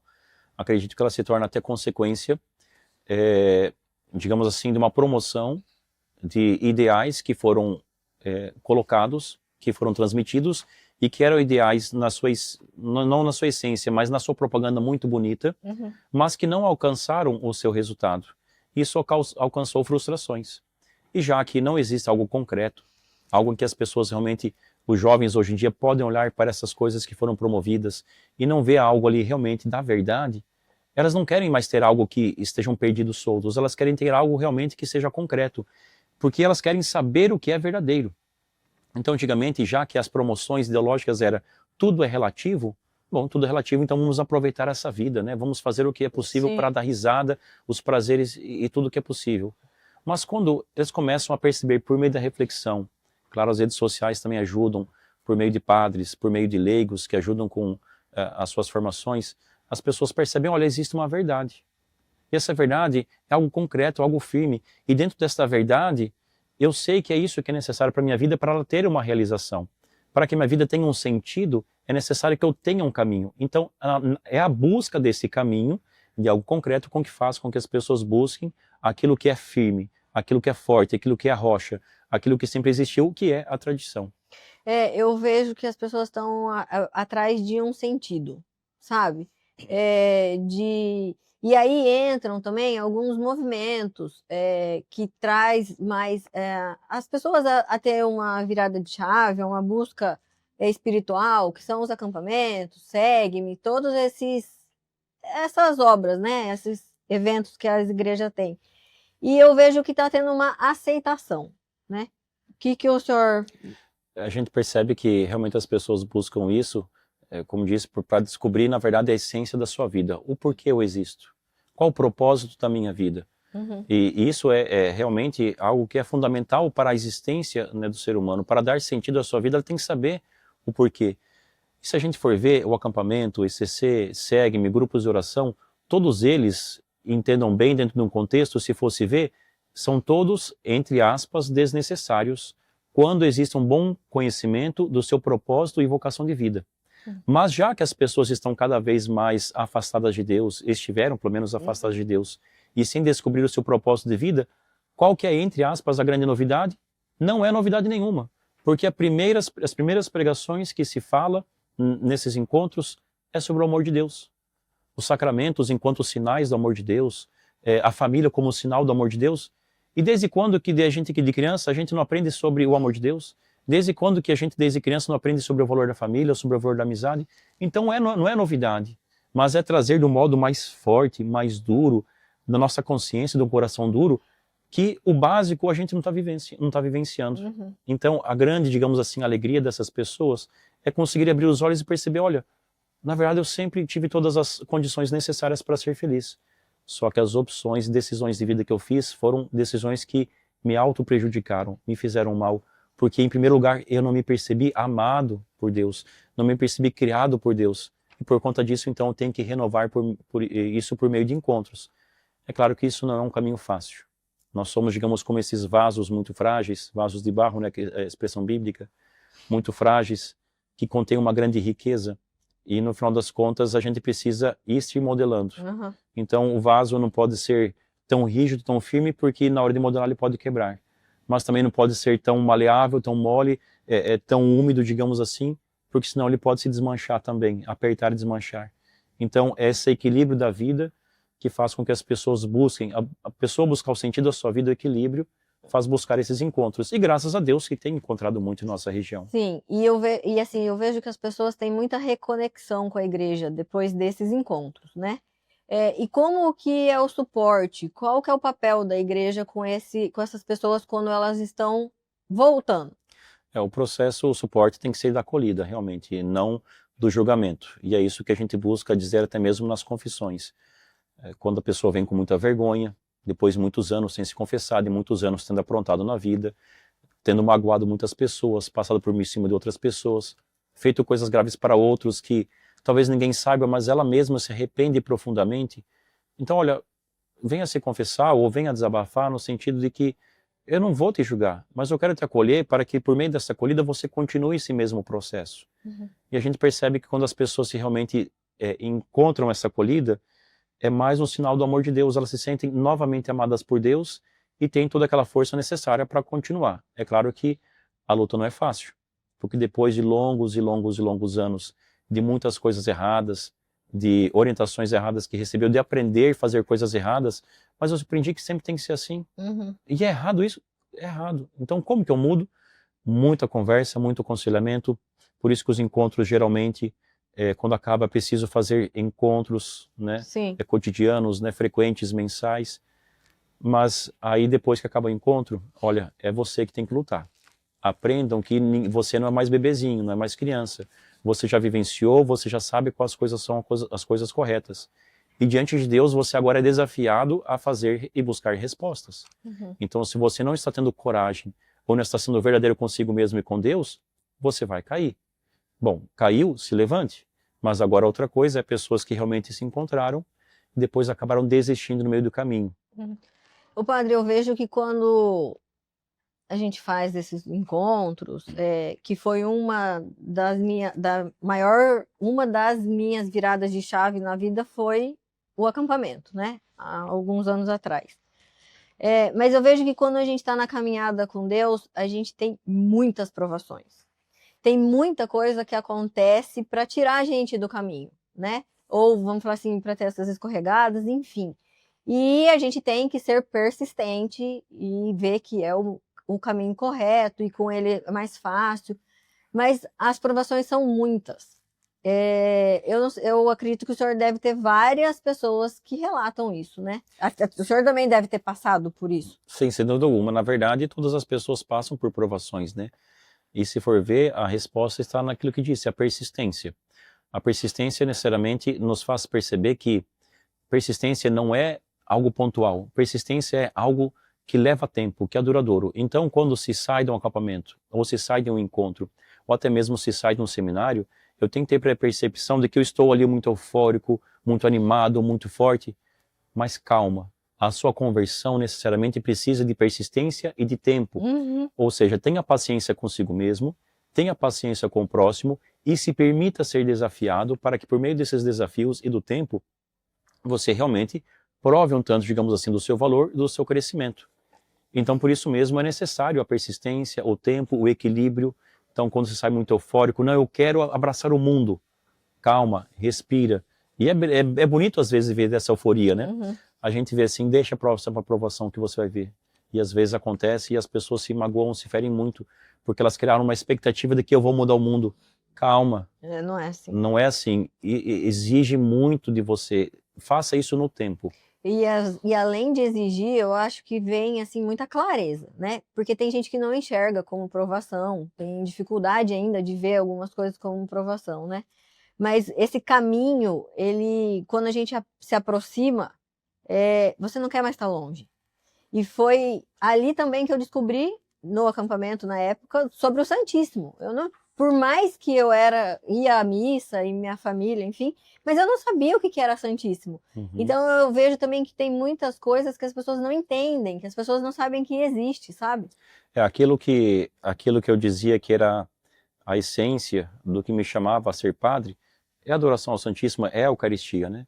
E graças a Deus a gente vê uma movimentação de pessoas que começam a ter essa abertura de perceber, olha, o silêncio, a oração, e diante do Jesus Eucarístico presente, né, junto de nós, da presença de Deus junto de nós, por meio da Eucaristia, é fundamental e essencial para uma vida espiritual. Então a gente vê a movimentação de pessoas indo na catedral e em todas as outras demais paróquias. Não precisa fazer alarde, não precisa marcar horários, não precisa lá ter cantoria. É você e Deus, faça o seu silêncio, vá lá e faça uma oração de 5 a 10 minutos. Gente, 5 a 10 minutos, quem sabe 2 vezes por semana ou uma semana, já são, ao longo de uma semana, se você for ao longo de um mês, já são pelo menos quase 1 hora. Durante 1 hora em relação a quando você não fazia nada, já é uma grande coisa, né? E isso te induz a se fortalecer de tal modo diante das provações que não está escrito, digamos assim. É algo realmente espiritual e muito mais do que dizer é viver essa experiência, né? E tira a gente do automático, né? Das orações automáticas, vamos dizer assim, só da Ave Maria, do Pai Nosso, ele vai trazendo uma aproximação, eu tô falando o que eu sinto, uma aproximação que leva você a conversar mesmo com Deus, né? E lógico que faz parte, a Ave Maria, o Pai Nosso, todas as orações que a gente sabe, mas ela aproxima a gente numa conversa. E essa constância faz a gente se sentir cada dia mais próximo. Exato, essa constância, ela nos faz suportar muitas coisas, né? Porque existem na prática certas situações que a gente vai depois que passa, Senhor, como que eu consegui suportar isso? Ou numa conversa muito difícil, que ia para aquela conversa, como que eu consegui ter paciência naquele momento? Olha, se não for a graça de Deus, não for o auxílio do anjo da guarda, não sei outra resposta. Mas como se faz isso? Por meio, se usa esse termo, né, abastecimento. Por meio de se recarregar as energias, por meio da oração. A oração em casa, sim, tem o seu valor. A oração junto com a comunidade, sim, tem o seu valor. Mas por aquilo que é testemunho dos santos, a oração diante do Santíssimo, a oração diante da Eucaristia, ela tem um valor inestimável, digamos assim. É como que quando a gente escuta aquela frase de Jesus, né? Vinde a mim, vós todos que estáis cansados e fatigados dos trabalhos, eu vos trarei alívio, eu vos aliviarei. Então, lembrar dessa frase, né? Estou indo ali porque Jesus me fez um convite, vinde a mim, vinde a mim. E é isso que a gente também então, tem que entender, já que isso é a fonte, a Eucaristia, o sacerdócio, a igreja, a família, e a fonte da ordem das coisas do mundo, é justamente ali que o maligno vai também atacar. Então, por isso vão vir as distrações, vão vir, digamos assim, as correrias do nosso dia a dia, porque primeiro mês, então, vou passar uma vez por dia no Santíssimo e depois já não vou mais. Esse estado de euforia é muito preocupante, e quando a pessoa está muito eufórica, é um fogo de palha. Ela dispersa. É melhor ter a noção e maturidade. Para mim, isso significa maturidade. Eu vou respirar, eu vou fazer as coisas com calma, eu não vou fazer as coisas atropeladas. Eu estou muito eufórico, mas calma, respira. Nessa euforia também existe, digamos assim, muita dinamicidade que não agrada, de certo modo, também a Deus. Então precisa colocar os pés no chão e ter essa constância. E ali, então, nesse contato com Deus, por meio da oração, aqueles que fazem essa experiência dão o testemunho de mudança de vida verdadeira. Sim, porque eu falo assim que nós vamos no Santíssimo pelo menos uma vez na semana. Independente a missa lá Sim. no domingo, durante a semana a gente passa no Santíssimo. É um lugar de muita conexão. E quando você prova dessa conexão, desse amor, que você tem essa prova, né? E milagres, enfim, e o discernimento de tudo isso, é onde te impulsiona para levar para as outras pessoas e falar assim, ó, provem disso. Isso é o que importa na vida, né? A pessoa que faz a experiência diante do Santíssimo, de fazer essa oração, isso então é algo que vai para a dimensão espiritual, que somos também seres espirituais também. A pessoa acaba vivenciando algo que ninguém disse nada para ela. Ninguém fez uma palestra para ela. Ela não assistiu nenhum vídeo longo, mas simplesmente estar lá. Em poucos minutos a poeira consegue abaixar e a pessoa sair de lá leve. A pessoa sai leve, feliz e percebendo, mas os meus problemas não são os maiores. E já que está acontecendo, sim, é verdade, mas eu estou aqui firme para continuar. Então, antes que eu queria fugir da cruz, antes eu queria desistir, a pessoa está dali fortalecida. Então, essa visita realmente é importantíssima para esse fortalecimento da fé, né? Esse fortalecimento espiritual, para principalmente não tomar decisões erradas em momentos de cabeça quente. Lá você esfria e percebe, não é tudo isso não. Sim. Hoje em dia, no mundo, fala-se muito de guerra espiritual, né? Eu não acreditava em demônio. Até uns anos para trás aí, eu não imaginava que isso podia ser real, né? Não tinha esse discernimento. E a gente tem ouvido, né, em muitos âmbitos do mundo, falar de guerra espiritual. Aonde que existem e o que as pessoas podem ver sobre a guerra espiritual na vida, na prática? A vida, o dia a dia, é uma batalha espiritual tremenda, né? Tem até, se não me engano, um livro do padre Reginaldo Manzotti, né, muito interessante, que fala sobre isso, a batalha espiritual. E a gente vê, então, é interessante ver a dinâmica do maligno, do demônio, ao longo dos séculos, dos anos. Porque no passado se falava muito sobre as possessões demoníacas. E necessariamente hoje a gente vai dizer assim, mas a gente quase não vê isso. Aquelas verdadeiras, não bagunças, assim, né? Que existe muita também mentira. Mas antigamente se falava muito sobre o maligno, porque a tendência do demônio era causar medo. Era demonstração de poder. E da demonstração de poder causar medo e isso fazer com que, por meio desse empoderamento, digamos assim, não seja enfrentado. Eu até mesmo, digamos, já que ele é entre aspas, ele não é, mas ele se demonstrando, porque é pai da mentira, se demonstrando fonte de um poder, as pessoas vão buscá-lo, porque querem esse poder. A tendência é que ao longo desses últimos séculos, isso dizem padres até exorcistas, e a gente tem essa percepção de que, por que não existe mais então tantas possessões, porque existe, né? Existem possessões, ainda isso é verdade, mas é muito diminuído, muito menor do que antes. Por que não existe mais antes? Porque o método do demônio de atingir as pessoas é diferente. Não é mais por dizer eu existo e sou poderoso, mas é o silêncio de dizer eu não existo. Porque se o mal não existe necessariamente, volta aquilo que a gente dizia no princípio. Já que se o mal não existe, então tudo é relativo agora. Porque se no mal não existe, então a gente começa a esfriar. Se, por exemplo, na sua casa, você não tem uma constância, e a gente espera, na verdade, que nossa casa seja segura. Por que a gente tem hoje cerca elétrica? Por que a gente tem hoje alarme, tem sensores? Por que alguns até têm armas em casa para defesa pessoal? Por que as pessoas colocam tranca elétrica com sensores, com biometria e tal? Por que tem tanta segurança? Porque eles sabem que existe alguém que está fazendo mal. Quando não existe mais essa perspectiva do mal, também a pessoa acaba se tranquilizando e mais nem pensando no bem. Não sei se consegue compreender isso necessariamente, mas já que também não existe o mal, então eu começo a apaziguar.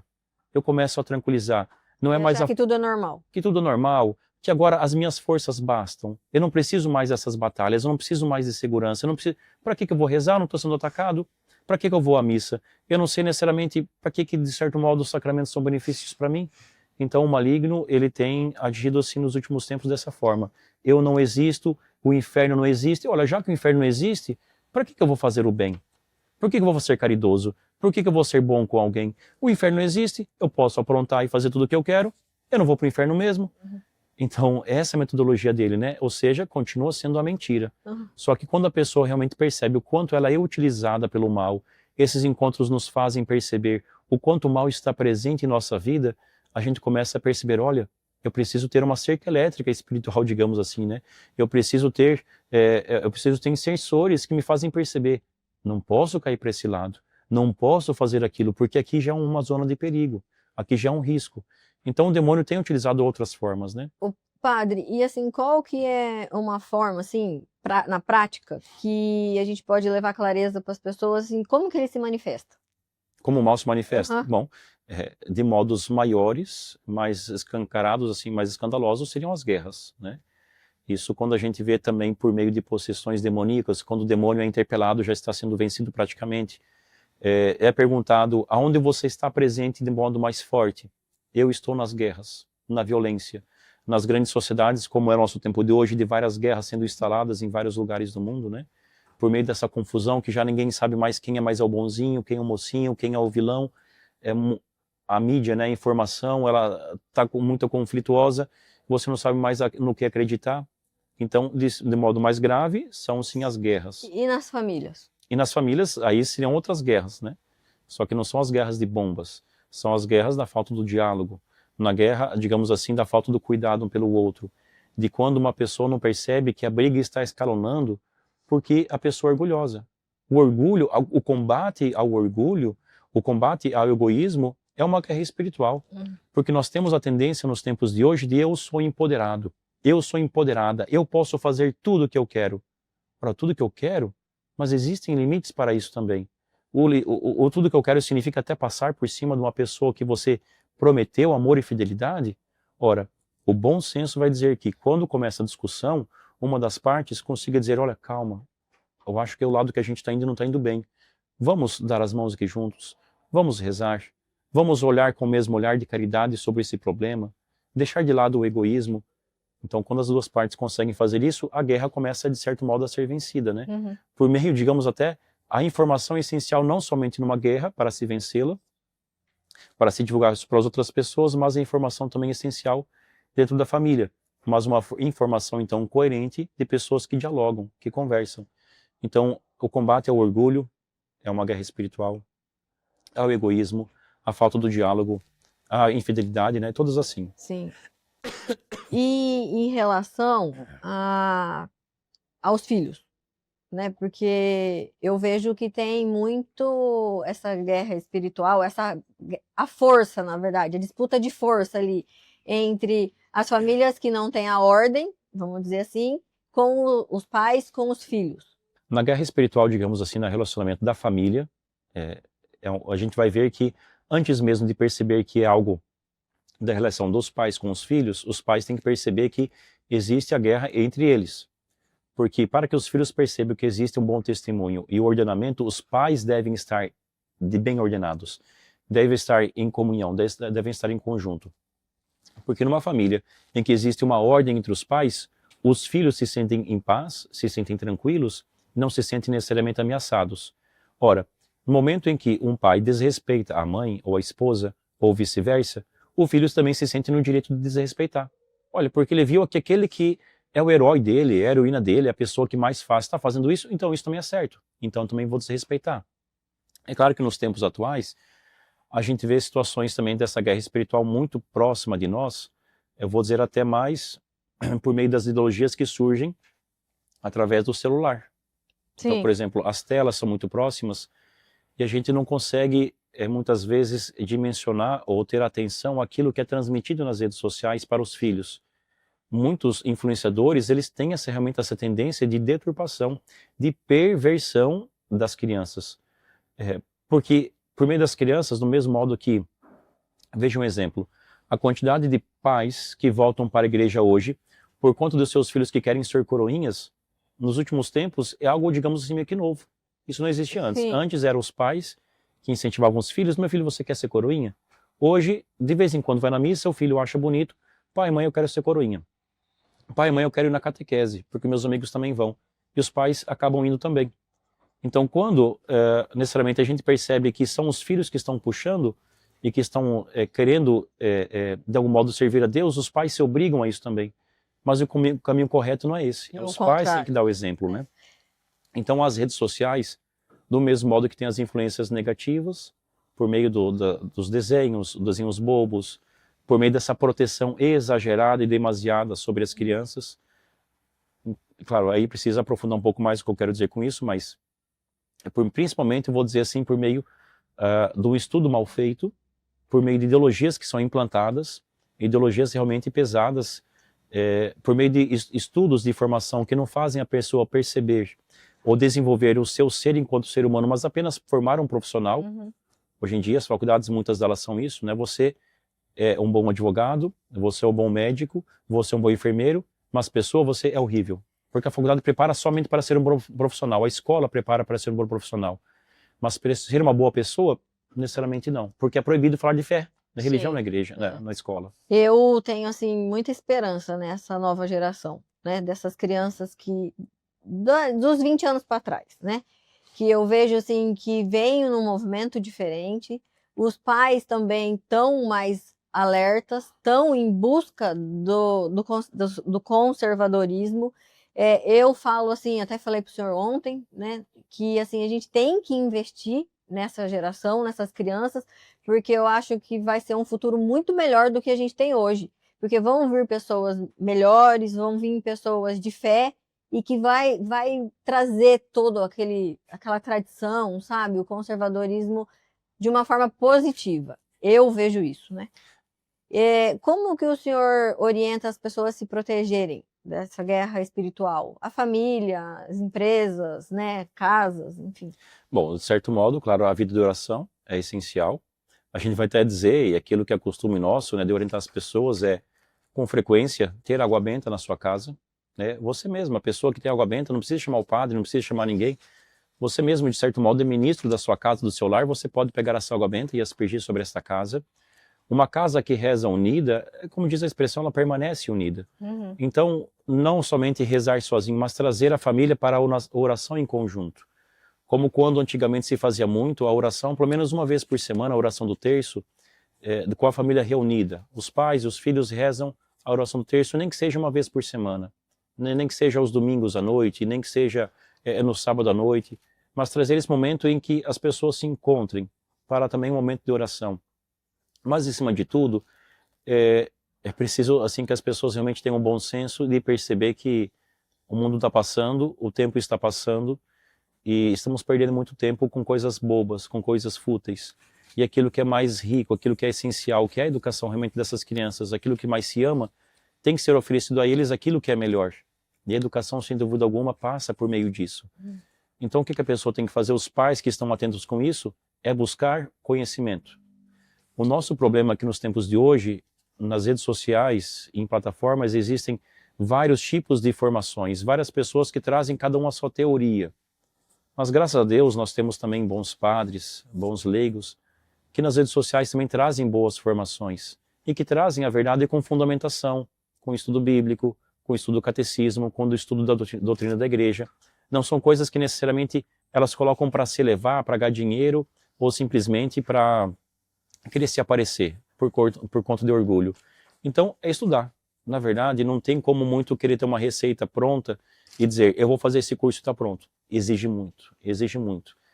Boas iniciativas, e a grande dificuldade dos tempos de hoje, por mais que quem abrir os olhos e que esteja nesse processo de perceber, eu quero dar uma boa educação para o meu filho, vai perceber que, em primeiro lugar, ele tem que ser formado. E como é difícil ser formado, porque quanto mais você conhece, mais você descobre que precisa crescer, mais descobre que precisa amadurecer, mais você descobre praticamente que não sabe quase nada. Então isso é muito exigente, porque o trabalho continua, porque pagar as contas continuam, porque as exigências de outras pessoas continuam, e você tem que separar um tempo para isso, continuar educando ele. Então educar realmente exige muito sacrifício, né? O moldar-se de si mesmo para moldar outra alma. E a pessoa tem que se policiar, né? Eu acho que tem que policiar com quem anda, os ambientes que frequenta, o que assiste, o que escuta, porque tudo hoje influencia, né? É o ambiente, né? Perfeitamente, o ambiente. Então não adianta necessariamente eu querer oferecer a melhor escola para o filho, mas no fim das contas as pessoas que eu trago como amigos são as pessoas que só ensinam errado. Não adianta eu necessariamente dizer para o meu filho ou dizer para minha esposa, olha, eu te amo, eu gosto muito de você, a gente vai viver o resto da vida juntos. Mas os amigos que eu tenho são os mais infiéis possíveis. Sim. Exemplo, né? Exemplo, você vai acabar se sujando no meio desse caminho, né? Muitas vezes a pessoa tem tendência a dizer assim, não, mas eu vou conseguir converter aquela pessoa. Fique esperto, porque pode ser que ele mude você e você se perde, né? E assim, eu acho que as pessoas precisam investir no tempo em família. Mas em família mesmo. É o mãe, pai e os filhos, sabe? E não o entendimento de que família é o final de semana com um monte de gente em casa, com os familiares, vamos dizer assim. E daí, enquanto a mãe conversa com a avó, com a tia, o pai com os cunhados ou com os irmãos, e as crianças estão soltas, sabe? As pessoas precisam entender que o momento em família é a família, os pais e os filhos. Se for ver, é a coisa mais simples e mais barata que tem, né? Não precisa comprar presentes, não precisa viajar, não precisa fazer nada assim de grandioso. É sentar e conversar. É como quando uma criança ela quer atenção, é sentar e dar atenção para ela, é sentar e brincar com ela. É claro, cuidar com o que se fala, cuidar de quem se fala, do que se fala. o conteúdo que se transmite, O que assiste. do que assiste, das pessoas que estão em volta, das amizades, mas é só dar atenção. É muito simples, é simplesmente conversar e dar abertura, em primeiro lugar, claro, também para acolher e não necessariamente condenar e julgar, esperar que a pessoa traga também a sua versão das suas dificuldades, do jovem, né, que está passando por suas dificuldades, mas tratar isso com abertura de coração e, vamos sentar aqui. Eu estou aqui não para te condenar, não para... Eu quero te ajudar como pai, quero te ajudar como mãe. O que está acontecendo? E vai fluir. Aquela conexão vai voltar, vai ser restabelecida e isso não paga, né? E fortalece, né? Fortalece. Ô padre, a vocação do senhor está mais do que clara, né? O senhor teve esse discernimento lá atrás, nos 20 e poucos anos, mas a vocação é ser padre. Mas qual é o propósito do padre Tiago? Bom, quando eu estava indo para o seminário, apesar daquilo que ter chamado era a questão dos sacramentos, da Eucaristia, aquilo que mais me atraía e pensava, eu lembro eu quero ajudar as pessoas, eu quero fazer algum bem para as pessoas, e necessariamente não me importa se eu vou ter que abdicar, né, do trabalho, do comércio, de um bom salário e tal. É claro que hoje, enquanto padres, nós somos bem estabelecidos, né? Temos carro para nossa missão, é claro que o carro não é nosso, a casa não é nossa, os bens que estão na casa não são nossos, mas, então, abdicar talvez de uma carreira, digamos assim, mas necessariamente eu pensava, eu quero ajudar as pessoas. E eu pensava isso muito em questão de ordem social. E conforme o tempo vai passando, a gente vai amadurecendo no seminário, uma das coisas que a gente vai aprendendo que, entre outras coisas também, claro, o que mais importa não é necessariamente, mas não é necessariamente, em primeiro lugar, a dimensão social. É a questão espiritual, a dimensão espiritual, ou seja, o dever do padre é salvar almas. De que modo que se salva almas? É pelas boas orientações, pelas boas práticas. Bom, sim, tem que fazer caridade? Ótimo, temos que fazer. Quem que não se sente sensibilizado com uma família que está passando por uma doença grave, por uma necessidade de fome? Vamos ajudá-lo também com a questão da fome, com a questão da doença. Mas quando a gente chega para uma família que tem comida, que tem bens, que tem tudo, e você consegue, por meio de uma boa orientação, colocar as ideias da pessoa no lugar e restaurar aquela família, não que a gente seja o promotor da família, um promotor daquela resolução, mas é o próprio bem, é a própria pessoa que faz parte da família que consegue restabelecer. Mas quando você consegue orientar bem aquela pessoa, você sente uma gratidão tão grande a Deus, porque olha, eu salvei uma alma, ou eu salvei uma família, essa família que estava prestes a se separar, eu apenas dei bons conselhos, dei boas orientações, ou apenas até escutei. E a pessoa encontrou aquilo que precisava ser feito. Então, o ser padre é para salvar almas e digamos assim, estar novamente trazendo a ordem dela para a comunhão com Deus. Muito bom. Nós estamos caminhando para o nosso final e eu vou pedir umas dicas para o senhor. O senhor dá para o pessoal que está nos assistindo, né? Uma dica de livro que mudou a caminhada do senhor.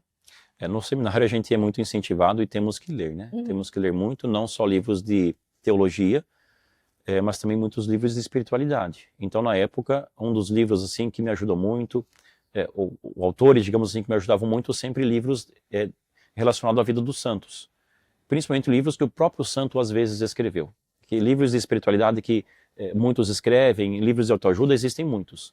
Mas o que ajudava no seminário a amadurecer de fato a espiritualidade, a de colocar na prática a espiritualidade, são livros dos santos. Então, por exemplo, tem um bispo americano, claro, hoje ele já falecido, mas é do século XX, um bispo atual, chama Fulton Sheen, tem inclusive vídeos dele. Ele começou na rádio, depois foi para a televisão, se tornou um fenômeno de audiência, mas ele lançou vários livros, tanto espirituais como também de formação humana. Gostava muito dos livros dele. De formação sacerdotal, gostava muito dos livros dele, me ajudou. Santo Afonso Maria de Ligório, maravilhoso, muito bom também, ajudou muito nessa questão do reordenar a vida espiritual para a vida dos sacramentos, porque Santo Afonso, ele não facilita não, ele não amola. É paulada em cima de paulada. Digamos assim, de pequena frase, você tem que fazer isso. E você reflete, poxa, eu não estou fazendo isso.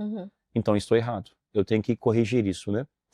Mas um dos livros que eu trouxe aqui, está comigo, né? O livro de Santa Faustina, Esse meu livro é um pouco antiguinho, já está meio desmantelando, mas é muito fácil de encontrá-lo, né? O livro de Santa Faustina, chama-se Diário de Santa Faustina.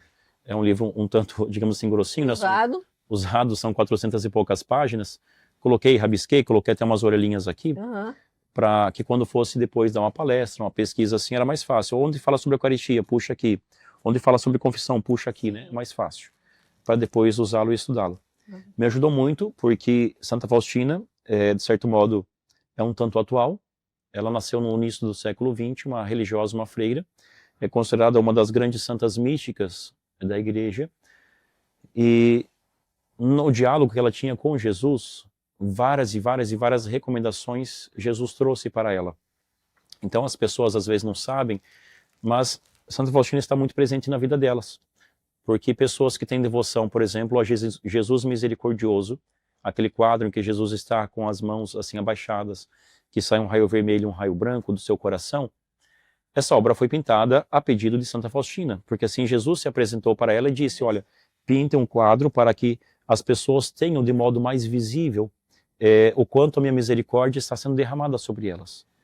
E também o terço da misericórdia, né? O terço da misericórdia também digamos assim, fundamentado por ela. Em Santa Faustina. Jesus pede a Santa Faustina que reze pela sua dolorosa paixão, tende misericórdia de nós e do mundo inteiro. Isso foi um padre, na época no seminário, que recomendou. Busquei ler, e como foi fundamental para o estudo teológico, mas também para a vida espiritual. É um livro que realmente recomendo a muitas pessoas. Leia com calma, não é um livro para você terminar em uma semana, talvez necessariamente nem um mês vai terminar. Lê com calma, rabisca, vai ser uma experiência muito boa. E filme? Porque filme, para mim, assim, traz muita clareza, né? Quando eu assisto, eu sei que a gente não pode levar as informações do filme a ferro e fogo, mas quando eu vou para a Bíblia e eu leio, né, alguma passagem, aquilo me traz, assim, eu consigo imaginar, né? Eu gosto bastante de filme. Qual filme que o senhor indica? É a arte, né, que consegue realmente sensibilizar mais as pessoas, né? Filmes religiosos ou com uma tendência realmente de superação de vida, de situação religiosa e espiritual, existem vários, né? Mas dois, por exemplo, eu posso destacar. Um deles um pouco mais recente, se não me engano, é de 2023, chama Nefarious.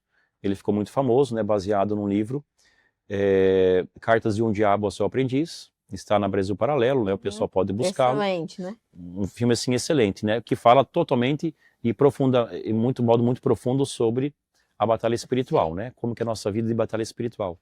Então, Nefarious é um filme excelente. E um filme que na época do seminário também assim me encantou muito, claro, entre outros, chama-se Terra de Maria.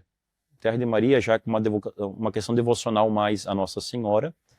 Ele tem um tom assim no começo assim mais de comédia, meio de sarcasmo, digamos assim, porque digamos, um homem, um advogado que é contratado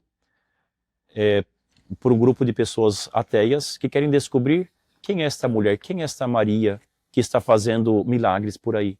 Porque as pessoas estão fazendo milagre, mas quem é ela? Realmente existe? O que ela faz? Como que ela conversa? Então, meio que uma dinâmica meio de comédia, esse homem circula o mundo, é um ator espanhol e também diretor espanhol. Ele circula o mundo descobrindo e ouvindo testemunho de pessoas. E esses testemunhos são testemunhos maravilhosos. Tudo isso vai culminar com a devoção à Nossa Senhora de Medjugorje, né, uma aparição de Nossa Senhora na Bósnia. Então vai levar também essa devoção à Nossa Senhora, né? Então na época eu lembro que me chocou, assim, não é que me chocou, mas me fez assim realmente perceber o quanto devemos ser devotos à Nossa Senhora, Terra de Maria. E nós temos vários santos, várias santas, né? Qual que é a santa ou o santo que mais caminha com o senhor? Vamos dizer assim que nessa trajetória de seminário ou de padre, a gente vai se adaptando ou gostando, não é se adaptando, mas gostando mais de um ou de outro. E conhecendo que cada santo tem a sua particularidade, a sua característica, a sua parte que nos ajuda, mas alguns a gente realmente tem um afeto maior, né? No seminário quem eu tenho, né, muita devoção, Nossa Senhora de Fátima, a história, né, da Nossa Senhora de Fátima, a aparição aos 3 pastorinhos. Inclusive tenho algo assim muito muito forte assim também, pelo menos para mim, algo muito significativo, de uma realização de um projeto de Nossa Senhora para mim, né? No sentido de um sinal que era muito forte, que eu desejava e que mostrou assim da maneira assim, para mim é muito significativo, não é uma coisinha boba, mas para mim é muito significativa. Nossa Senhora de Fátima, e São Padre Pio. Né? Quem já estudou a história de Padre Pio, tem filme dele. Infelizmente no YouTube antigamente era livre, agora é pago, né, para assistir o filme dele. São em 2 partes, são 3 horas de filme. Só pelo filme você já vê algo maravilhoso. Mas buscando livros sobre Padre Pio, nossa, São Padre Pio maravilhoso. Então eu buscava muito, né, e busco estar muito comigo, São Padre Pio, Nossa Senhora de Fátima, mas mais nos tempos atuais, também tenho muito buscado uma certa proximidade com o Santo Anjo da Guarda. Sim.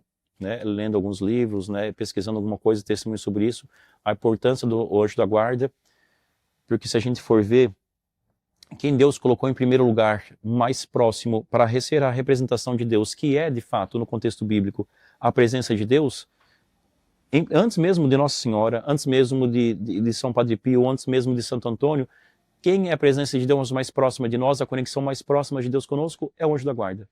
Porque o Anjo da Guarda é meu, somente meu, não é de outra pessoa. Eu tenho alguém particular que é somente meu.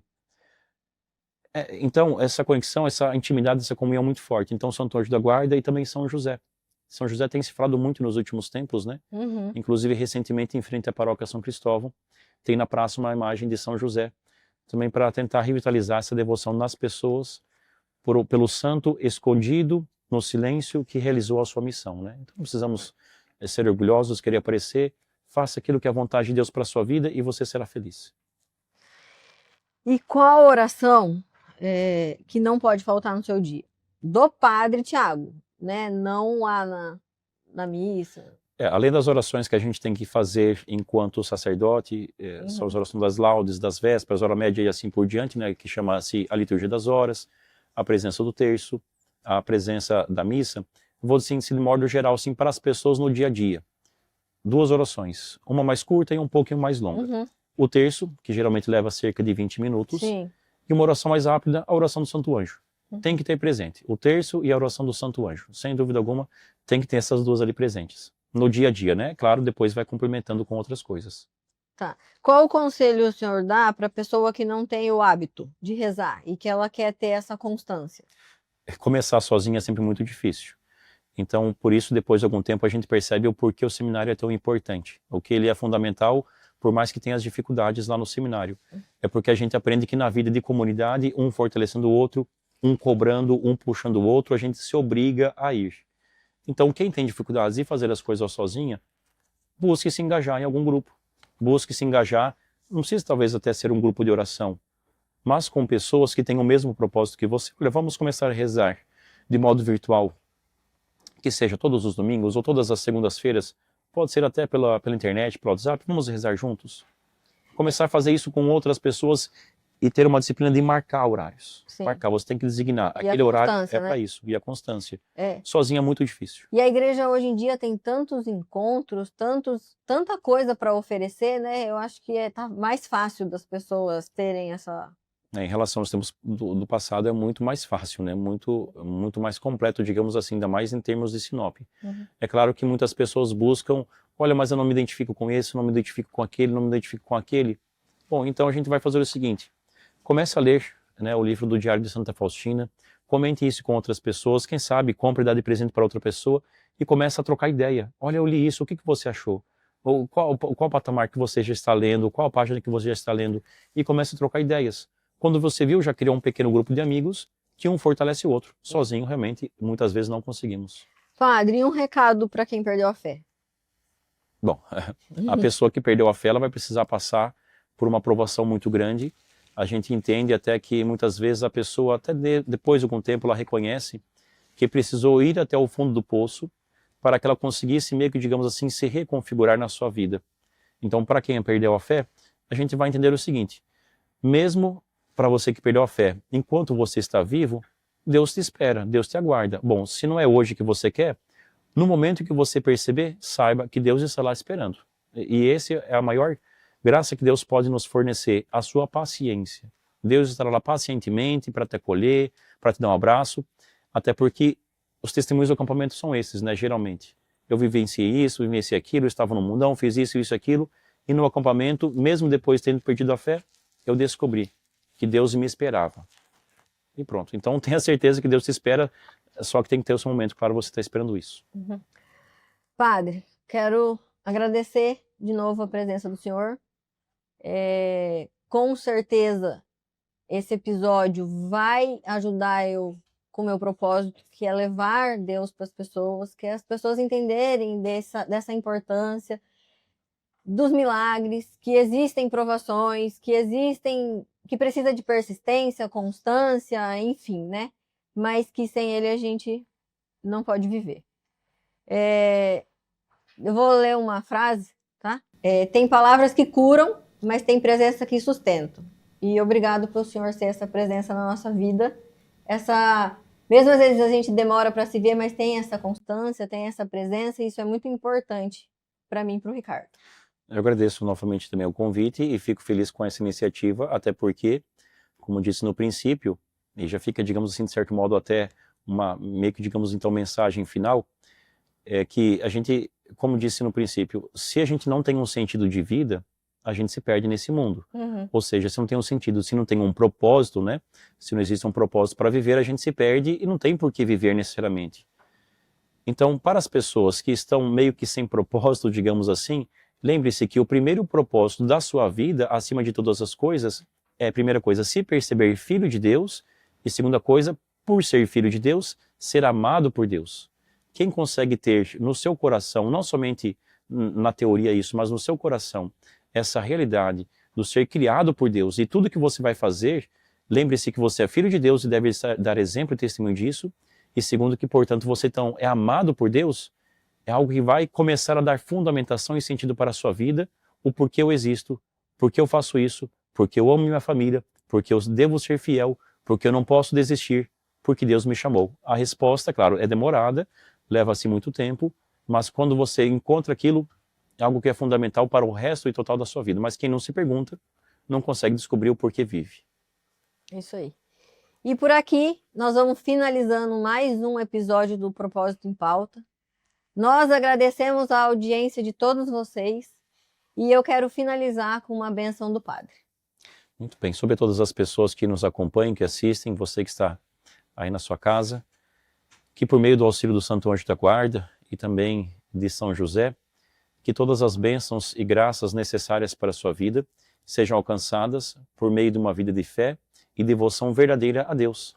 Que Deus, portanto, derrame sobre si a sua graça, em nome do Pai, do Filho e do Espírito Santo. Amém. Fiquem todos com Deus e até o próximo Propósito em Pauta.